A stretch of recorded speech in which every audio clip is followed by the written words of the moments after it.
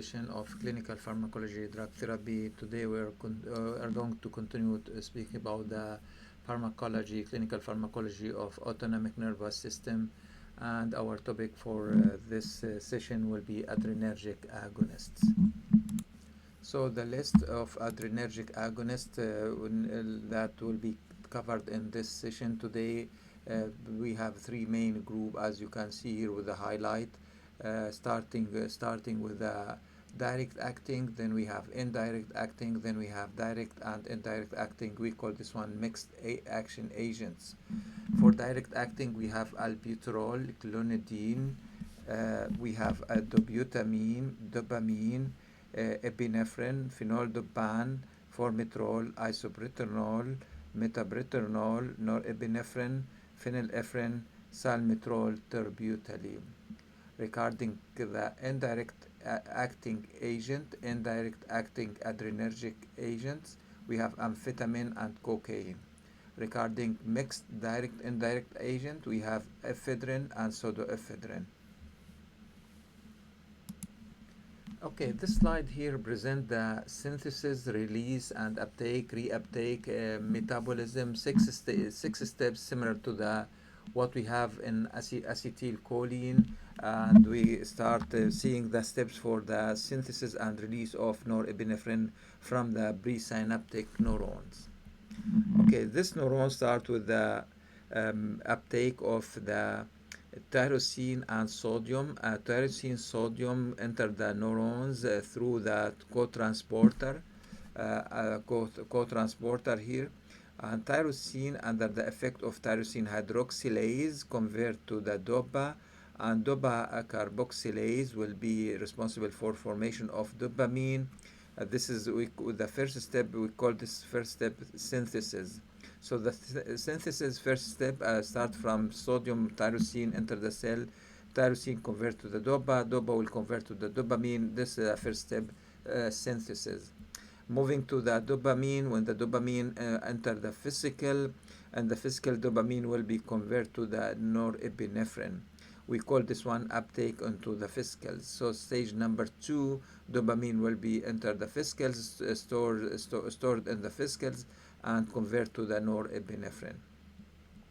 Stage number 3, norepinephrine will be released due to the decaying on the physicals when the calcium enter the neurons and cause action potential. This will decaying on the physicals wall and allow the physicals to open its content and release its content to the synaptic cleft or to the synaptic gap here, and we have the fate.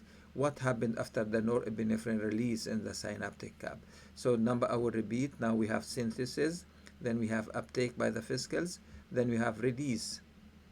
Okay, when the norepinephrine release, what happened here? The first option, this is the first option. First option will be binding to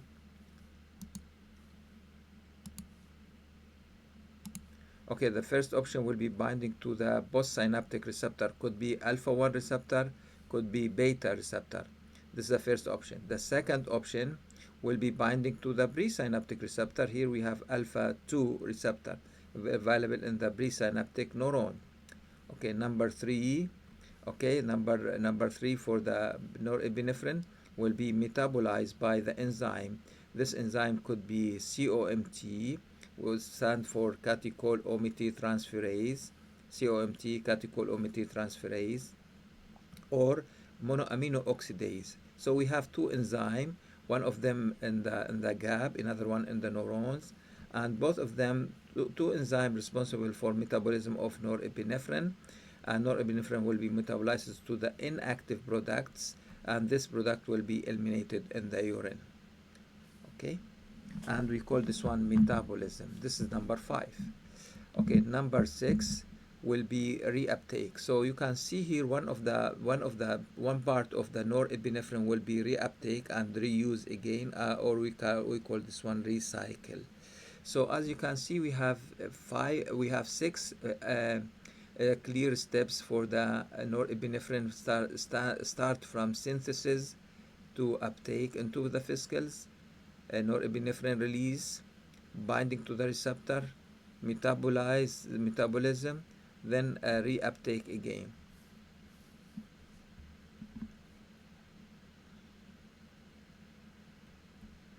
We have some medication affect this pathways here. As you can see, we have reserpine. Reserpine block transport, block uptake into the fascicles, block transport dopamine to the fascicles. So reserpine block transport dopamine to the fascicle, blocks uptake into the fascicles. We have dopamine here. As you can see here, dopamine stimulate beta receptor. We have the plus here stand for stimulation. Propranolol block beta receptor. Phenylephrine stimulate alpha receptor. Brazosine block alpha receptor. Okay, this image here is very complete image to understand what happened and to show us the what enzyme responsible for the metabolism, what type of receptor distribution do we have. We have alpha 1, alpha 2, beta receptor, and also show us the site of action of some medications such as reserpine, dopamine, propranolol, phenylephrine, and brazosine.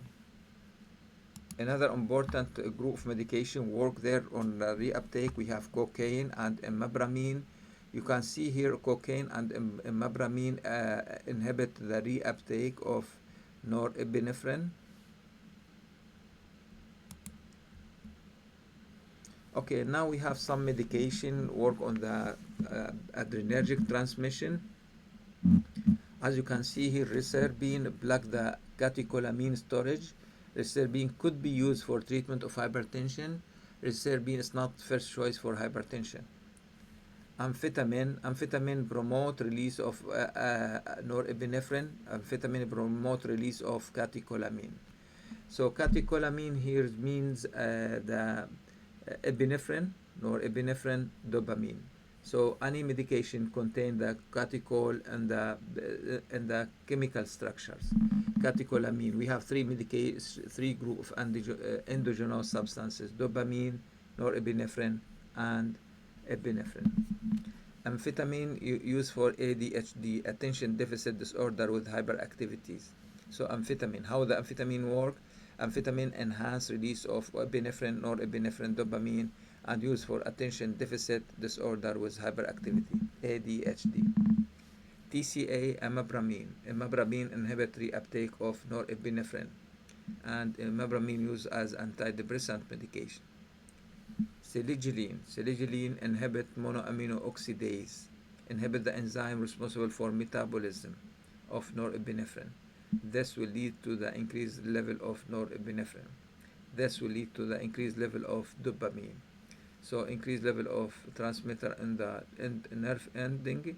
The result will be using this medication, selegiline, for patients suffer from Parkinson's disease. Okay, catechol transferase, for example, entagabone inhibits COMT used for Parkinson's disease. So the question from this left, from this table here, which of these medication used for which of these medication promote catecholamine release and used for ADHD? The answer will be amphetamine. Which of these medication inhibit monoamino oxidase and used for Parkinson's disease? The answer will be selegiline. Which of these medication inhibit catechol transferase and used for Parkinson's disease? The answer will be entagabone, for example.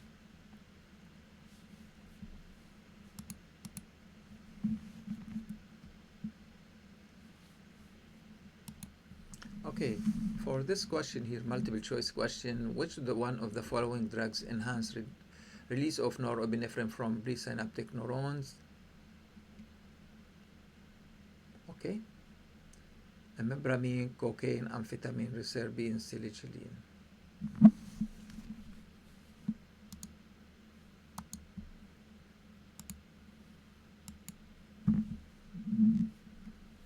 So the correct answer will be amphetamine.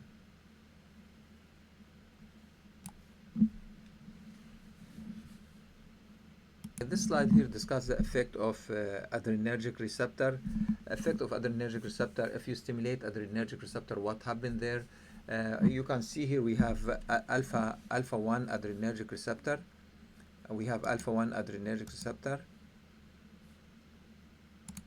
So we have alpha-1 adrenergic receptor here. If you stimulate alpha-1 adrenergic receptor, the result will be smooth muscle cells. We have smooth muscle cells and in the skin and abdominal viscera. The result when you stimulate alpha-1 receptor in the smooth muscle cells, the result will be vasoconstriction. And the result will be increased vascular resistance, and the end result will be increased blood pressure. What happened when you stimulate beta-1 receptor? We know that beta-1 receptor mainly available in the heart. This will lead to the increased heart rate and increased contractility. Beta-2 receptor mainly available in the blood vessels and bronchial trees. Beta-2 receptor available in the uterus. If you stimulate beta-2 receptor, this will lead to the vasodilation and bronchodilation. So this is the action here we need to remember for alpha-1, beta-1, beta-2, what happened when you stimulate each type of receptor.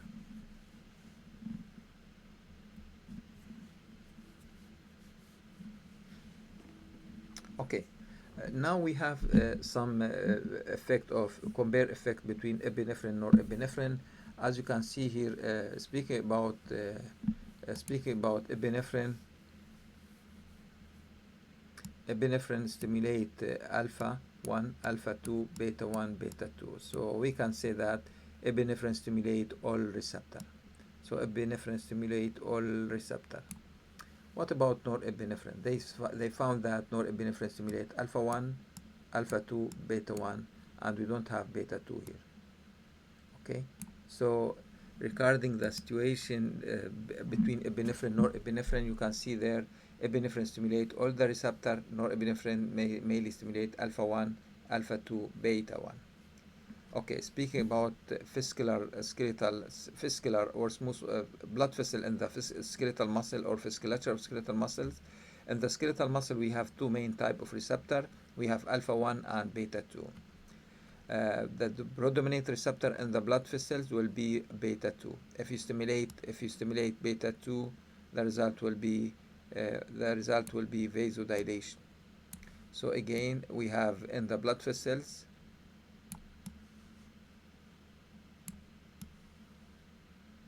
in the blood vessels we have two main receptor. We have alpha-1 receptor and we have beta-2 receptor. But the predominant receptor in the blood vessels, in the blood vessel of skeletal muscle, will be beta-2, and the activation of beta-2 will lead to the vasodilation.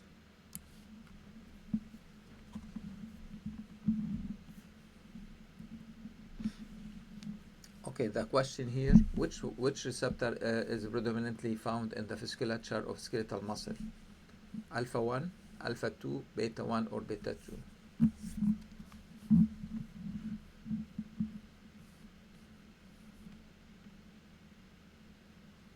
Okay, leave it on the chat box and then we can have a discussion about that. Okay, characteristic or responses mediated by the adrenoceptor.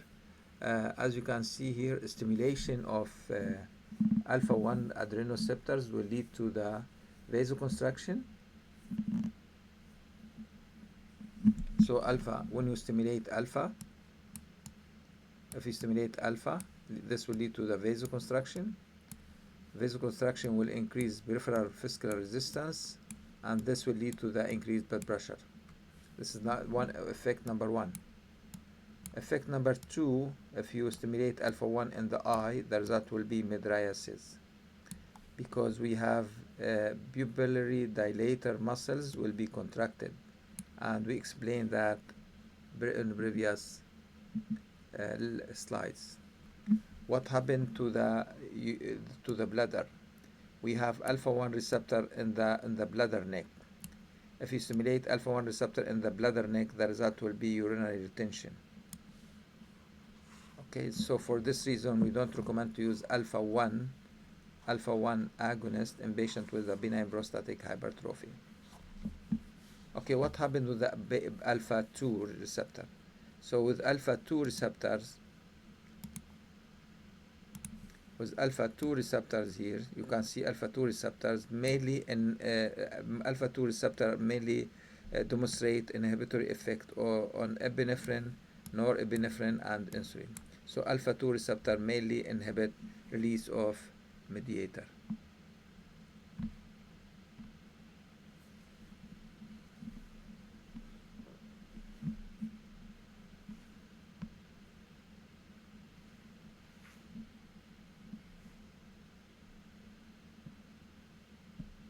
Okay, I'll repeat here the action of alpha 1 cause vasoconstriction, increase peripheral resistance, increase blood pressure. On the eye, cause mydriasis, on the urinary system, urinary retention. Alpha 2 mainly considered like inhibitory agents. Alpha 2, if you stimulate alpha 2 stimulation, alpha 2 will lead to the inhibition of norepinephrine, inhibition of acetylcholine release, and inhibition of insulin release. Okay, speaking about the characteristic of beta receptor mainly available in the heart. Beta 1 receptor mainly available in the heart.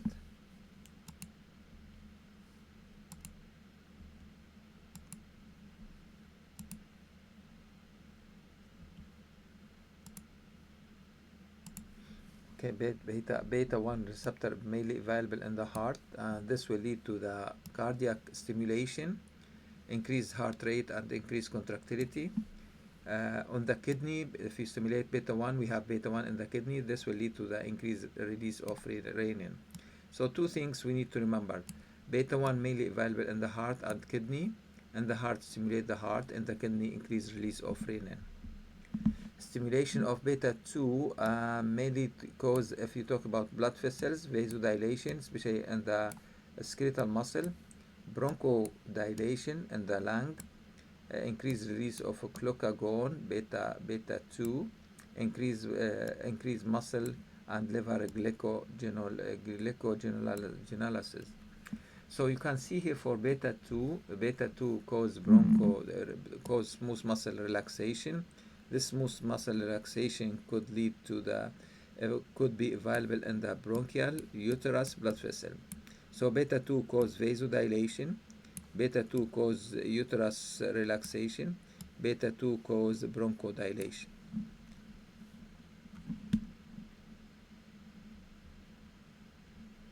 Speaking about affinity, because we have some selectivity for the medication.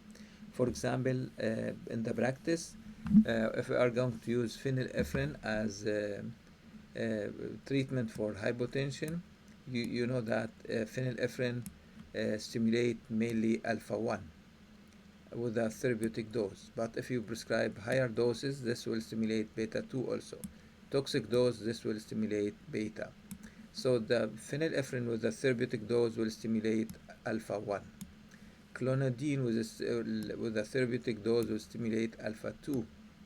Methylphenidate with a therapeutic dose will stimulate alpha 2. But when you prescribe larger dose, this will stimulate other more receptor. What about norepinephrine? Norepinephrine, you can see here, norepinephrine stimulate alpha 1, alpha 1, alpha 2 equally, and norepinephrine stimulate beta 1, but there is a little effect on beta 2. So norepinephrine there has no or little effect on beta 2. Epinephrine stimulate all the receptor equally, alpha 1, alpha 2, beta 1, beta 2. What about beta agonist? We have the Dopamine. The Dopamine mainly stimulate beta 1 with a therapeutic dose, but if you give high dose, will stimulate beta 2 and alpha later on. Isoproterenol stimulate beta 1 and beta 2 equally. Isoproterenol, beta 1, beta 2.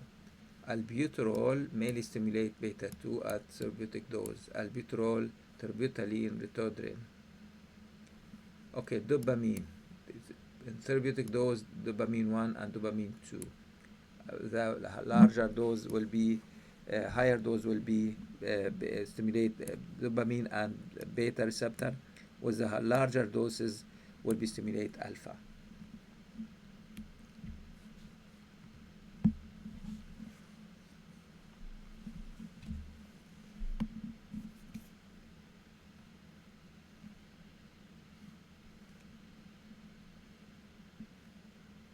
if we speak about the dose now, with a smaller dose, dopamine will stimulate dopamine receptor. If you increase the dose, the result will be stimulate beta receptor, and if you increase the dose to the larger dose, this will stimulate alpha receptor. Here we are talking about dopamine. Okay, so according to the dopamine, for example, with a therapeutic dose stimulate the dopamine receptor, larger dose beta receptor with a large with an increased dose or toxic dose could stimulate alpha receptor. So at therapeutic dose, give me medication may stimulate only alpha 1 at therapeutic dose. So giving medication only stimulate alpha 1. Okay, so medication only stimulate alpha 1 will be phenylephrine. Which of the following medication stimulate beta 1 at therapeutic dose? The answer will be dobutamine. Which of these medications at therapeutic dose stimulate beta 2 and used for asthma? Albuterol. Okay. Which of these list of medications stimulate all beta receptor? Will be epinephrine. Alpha 1, beta 1, beta 1, beta 2. I will make this table as a question and answer, and we go from there. Give me medication work on GQ. Give me a receptor, adrenergic receptor, affect GQ protein. So the only GQ protein in this list will be alpha. The only GQ protein in this list will be alpha 1. So the only GQ protein, affect GQ protein will be alpha 1 receptor. Which of the following receptor, adrenergic receptor, activate GI protein? The only GI protein here we have alpha 2 receptor. That's good. So, and the rest of these receptors, so alpha 1, alpha 2 done. The rest of these receptors work on GS. Beta 1, beta 2, beta 3, dopamine, all these receptors work on GS protein. Okay. Another question here, which of these receptors activate IB3 and DAG, GI? Good. Which of these receptors work on the blood vessels and cause contraction of blood vessel will be alpha 1. Which of these receptors mainly available in the heart and the kidneys will be beta 1. You can see it here in the cardiac muscle and kidneys. Activate renin and stimulate the heart. What type of receptor do you have in the lung? Beta 2 receptor in the bronchial tree, and stimulation of bronchial tree will lead stimulation of beta 2 in bronchial tree will lead to to bronchodilation.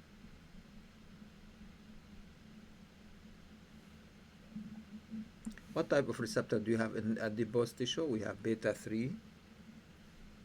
What type of dopamine receptor do you have in the renal? We have dopamine 1. So many questions we have there in this table. We can create it, we can discuss it, we can create discussion about that. Okay, in this slide we are going to speak about the effect of norepinephrine on the receptor.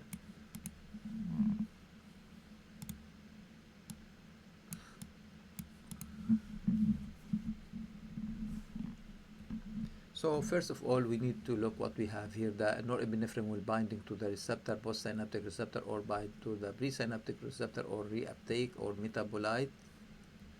Okay, so what we have here, we need to look what on this table and on this diagram and understand what we have. Here we study the effect of epinephrine on the beta receptor and the effect of epinephrine on the heart. As you can see here, when the norepinephrine released, as you can see here, when norepinephrine released, go with the laser, when norepinephrine released and binding to the beta receptor. So if you talk about the heart, this is the heart, cardiac muscles, cardiac myocytes. When norepinephrine released, norepinephrine mainly in the heart we have beta 1. Norepinephrine will activate beta 1. Beta 1 will activate GS protein. This will increase level of cyclic AMP. Cyclic AMP will activate protein kinase. Protein kinase increase concentration of calcium in the cells from two sources, could be through the channels or could be from SR, sarcoplasmic reticulum. So the calcium concentration inside the cell will be increased, and the result will be interact between actin-myosin fibers and cause contraction. Now we understand how epinephrine, norepinephrine cause contraction in the heart by stimulation beta-1 receptor, activate GS protein, increase level of cyclic AMP, activate protein kinase. This will lead to the increased concentration of calcium in the cardiac myocytes and interact actin-myosin and lead to the contraction. Okay, so you can see here from this graph again, increased level of calcium. Here we are still talking about the contraction here. Increased level of calcium lead to the phosphorylation of MLCK. Phosphorylation. MLCK stands for myosin light chain kinase enzyme.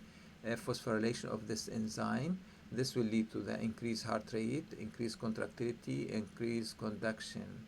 So all these represent the effect of stimulation of beta-1 receptor by epinephrine or epinephrine. So what is or are the effect of epinephrine or epinephrine on the heart? I will start repeat it again. Stimulate beta-1 receptor, activate GS protein, convert ATP to the cyclic AMP, increase level of cyclic AMP, activate protein kinase. This will activate and increase concentration of calcium inside the cardiac myocytes. Increased calcium will lead to the phosphorylation of myosin light chain.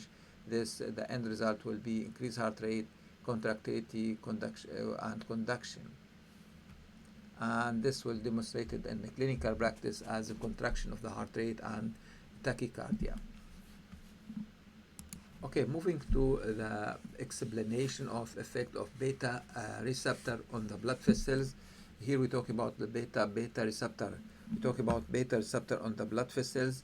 As you can see, what we have here on the blood vessel, norepinephrine released, and you can see we have in the blood vessels we have two main receptors. We have alpha-1 receptor and beta-2 receptor. Again, in the blood vessels we have alpha-1 receptor. We need you to remember that, and then we have beta-2 receptor. The predominant receptor in the blood vessels will be beta-2 receptor. With the beta-2 receptor, this will lead to the activation, increased cyclic AMP, and this will lead to the inhibition of myosin light chain and skeletal muscle or smooth muscle relaxation. Here we talk about blood vessels on the blood vessel and the skeletal muscles.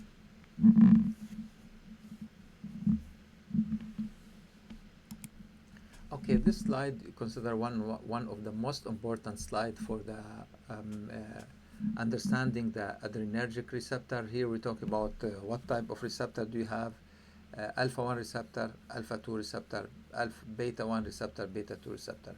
So I will start with the alpha-1 receptor. Alpha-1 receptor, if you activate alpha-1 receptor, the result will be vasoconstriction, increased peripheral resistance, in the eye mydriasis, and the bladder will be enhanced closure of the internal sphincter. Was not allowed to use alpha-1 in patients suffer from alpha-1 agonist in patients suffer from prostatic hypertrophy, benign prostatic hyperplasia. Alpha-2 receptor, normally alpha-2 receptor carry the inhibitory effect, decrease release of renin, decrease release of the insulin, decrease release of norepinephrine, decrease release of acetylcholine. Beta-1 receptor, mainly in the heart, tachycardia, increased contractility. If you talk about renin, increased release of renin. Beta-2 receptor cause vasodilation. If you stimulate beta-2 receptor, the result will be vasodilation, decreased peripheral resistance. If you stimulate beta-2 receptor in the lung, the result will be bronchodilation. Therefore, we use beta-2 agonists such as Albuterol for asthma. Beta-2 receptor will increase the release of glucagon and may increase blood sugar or blood glucose.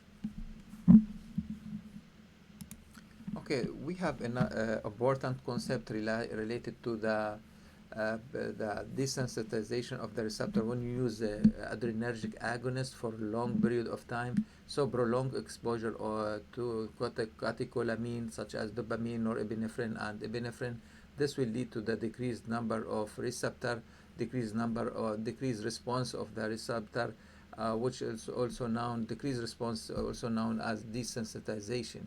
This is happened due to the several proposed mechanism. Number one could be receptor sequestration. Number two could be receptor down regulation. Number three could be impairment of G-coupled protein. So what term is used to describe the phenomenon associated with the prolonged exposure to the catecholamine and demonstrated by decrease or reduces response of the receptor? So the term used desensitization, which means decrease number of receptor available for the stimulate or stimulated by the agonist. Okay, speaking about alpha receptor agonist, we two medication in the praxis. We have phenylephrine, as you can see here. We have phenylephrine stimulate alpha 1 receptor. The same is repeat information. Phenylephrine cause vasoconstriction, increase total peripheral resistance, and increase blood pressure. If we prescribe phenylephrine injectable, the phenylephrine used for patients suffer from hypotension, as you can see, because phenylephrine cause increased blood pressure. We can use it for patients suffer from hypotension. Phenylephrine available as drops, as nose drops, to use for the nasal as a nasal decongestant for common cold. Phenylephrine also available as eye drops for induced mydriasis for eye examination. So as you can see, we have three main uses for phenylephrine: injectable phenylephrine for patients suffering from hypotension, for patients suffering from common cold and rhinorrhea as a nasal decongestant, and we use it as eye drops to induce mydriasis and facilitate eye examination. Okay, next medication will be clonidine. Clonidine stimulate alpha 2 receptor, and we need you to remember here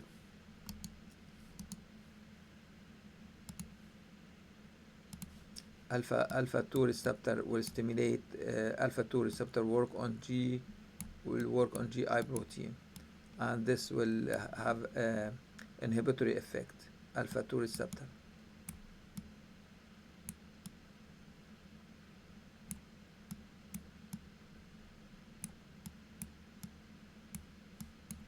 Okay, alpha 2 receptor. Clonidine might be used for treatment of hypertension, but again, not the first choice for hypertension. We need to follow the guidelines, the recent guidelines for hypertension.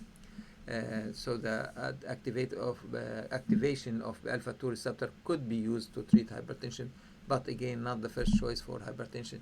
What is the effect of clonidine? Will be decreased blood pressure. Okay, this list here demonstrate the direct acting sympathomimetic agent. We can call this one agonist. We can call this all these medication here like we can call all these medication here as agonist.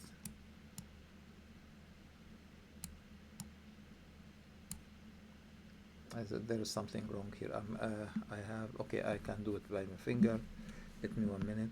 Give me 1 minute here and erase. Okay, I can type by my finger. This is the best way.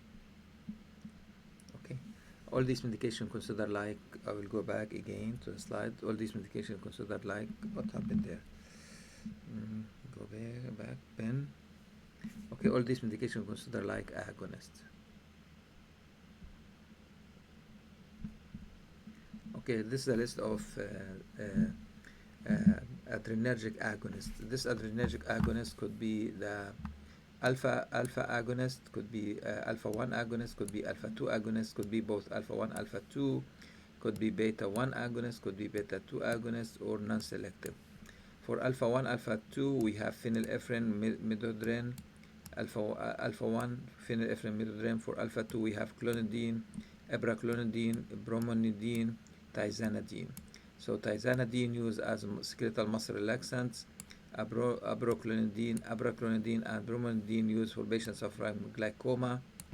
Alpha 1, alpha 2 used as a nasal decongestion. We have navazoline, oxymetazoline, and the ulmetazolline. Regarding beta-1 selective agonist, stimulate beta-1 selective agonist, we have Dopamine. Beta-2 selective, we have Albuterol, terbutaline, salmeterol, formoterol. Regarding non-selective, stimulate more than one receptor, epinephrine, norepinephrine, dopamine, isobutanol. So we need to practice and in order to remember all these medication together. So let us practice this table together. Give me medication stimulate alpha 1, we have phenylephrine. Give me medication stimulate beta 1, will be dobutamine. Which of the following medication used for glaucoma by stimulating alpha 2, abraclonidine? Which of these medications stimulate alpha 1, alpha 2 used as a nasal decongestant? We have nafazoline. Okay, regarding adrenergic agonist, we the first part is already covered. We already discussed the alpha adrenergic agonist medication. We discussed the phenylephrine medication. We discussed the oxymetazoline and the clonidine and all the medication there with a list of medication. Here we are going to speak about the beta-adrenergic agonist, beta-adrenergic receptor, with some specific clinical application of action. Okay, speaking about beta receptor, beta 1 receptors, as you can see here, beta 1 receptor mainly available in the heart, and when you stimulate beta 1 receptor in the heart, the result will be cardiac stimulation, increased heart rate, increased contractility. What happened in the lung? With the lung we have beta 2 receptor, and this will lead to the bronchodilation or bronchial relaxation, bronchodilation. So if you have any medication stimulate beta 1 receptor, if you have any medication stimulate beta 2 receptor in the lung, could be used for treatment of asthma. And we have albuterol. Albuterol stimulate beta 2 receptor and used for asthma. Okay, for beta 2 receptor also available in the blood vessels of skeletal muscle and cause vasorelaxation. Beta 2 receptor available in the bladder and adipose tissue. Beta 3 receptor available in the bladder and the adipose tissue and lead to the relaxation of the bladder and use for overactive bladder. Okay, speaking about epinephrine, another name adrenaline. Epinephrine study the effect of cardiovascular effect of epinephrine. Epinephrine mainly affect beta 1 in the heart, and this will lead to the increased contractility and increased contraction of the heart, and the end result will be increased blood pressure, because we have the equation between blood pressure and cardiac output. If the cardiac output increased, the blood pressure will be increased. Epinephrine on the respiratory system will stimulate beta 2. Stimulation of beta 2 receptor lead to the bronchodilation. Stimulation of beta 2 receptor lead to the bronchodilation. On the heart, increased contractility and increased heart rate. What is the clinical use of epinephrine? We use epinephrine for number 1, anaphylactic shock. Number 2, could be used for patients suffering from acute asthma. Number 3, could be used for cardiac arrest. Epinephrine could be mixed with the local anesthetic to decrease bleeding and increase the duration of local anesthetic. So we can add lidocaine with epinephrine to decrease bleeding and the increased duration of local anesthetic. If the patient take overdose of epinephrine, may suffer from anxiety. This is adverse effect: anxiety, fear, tension, headache, tremor, hemorrhage, cerebral hemorrhage, cardiac arrhythmia, and pulmonary edema. All these considered like side effect of epinephrine. Okay, speaking about norepinephrine, as you can see, norepinephrine stimulate at therapeutic dose stimulate alpha adrenergic receptor and cause vasoconstriction. Norepinephrine again stimulate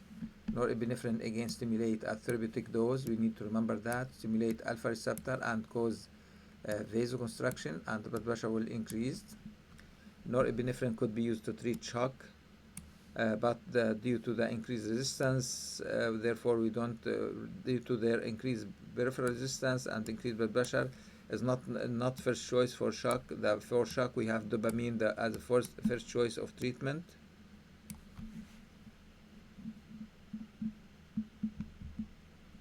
Okay, dopamine the first choice. So norepinephrine, now we are familiar with norepinephrine by stimulating alpha-1 alpha receptor. Albuterol, terbutaline, this group of medication stimulate beta-2 receptor and cause bronchodilation, less cardiac stimulation, albuterol and terbutaline. Okay, I will repeat this slide here, asking about, as making questions and answer. Which of these receptors stimulate beta-1 receptor? Dopamine. Which of these receptors are used for acute heart failure? Dopamine. Okay, give me medication used for acute heart failure by stimulating beta-1 receptor, Dopamine. Which of these receptors considered like beta-2 short-acting agent used for asthma? Albuterol. Which of these medication considered like long-acting beta-2 agonist used for asthma? Salmeterol. This medication used for patients suffer from risk of premature labor. We have retodrine. Okay. This medication used in patients suffer from overactive bladder by stimulating beta-3 receptor, mirabegron. So we need to remember the name of medication and the receptor and the clinical use. Dopamine, heart failure; albuterol, asthma; salmeterol, asthma; retodrine, premature labor; mirabegron, overactive bladder. Beta-1 selective dopamine; beta-2 selective short-acting albuterol; long-acting salmeterol.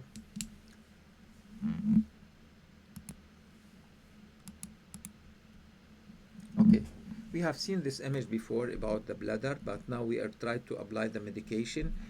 We need you to focus on what type of receptor we have in the bladder here with the pen, and try different color for the pen because we have okay, different color here. Okay, so as you can see in the bladder and the detrusor and the longitudinal muscle, we have M3 receptor, muscarinic receptor. We have beta-adrenergic receptor, beta-3 receptor. In the bladder neck, we have alpha-1 receptor. And the motor nerve voluntary, we have nicotinic receptor. As you can see here, if you stimulate M3 receptor, muscarinic will be contraction. If you stimulate beta-3 will be relaxation. If you stimulate alpha will be contraction. Okay, moving to the next steps here. Mirabegron. Mirabegron stimulate beta-3 receptor and cause relaxation. Mirabegron beta-2 agonist. Oxybutynin M3 antagonist, block M3 antagonist, lead to the relaxation. Okay, this will conclude our lecture about adrenergic agonist. We discussed the direct acting such as albuterol, clonidine, dobutamine, dopamine, epinephrine, formoterol, isoproterenol, norepinephrine, phenylephrine, indirect acting such as amphetamine, cocaine. We discussed the mixed ephedrine and pseudoephedrine, all these under the one umbrella called adrenergic agonist. The next chapter and the last chapter for autonomic nervous system will be adrenergic antagonist, and this is the most important chapter in the autonomic nervous system because we have a lot of clinical application for the adrenergic antagonist such as alpha blocker and beta blocker. So stay tuned and see you soon for the last chapter in the autonomic nervous system adrenergic antagonist. Have a great day.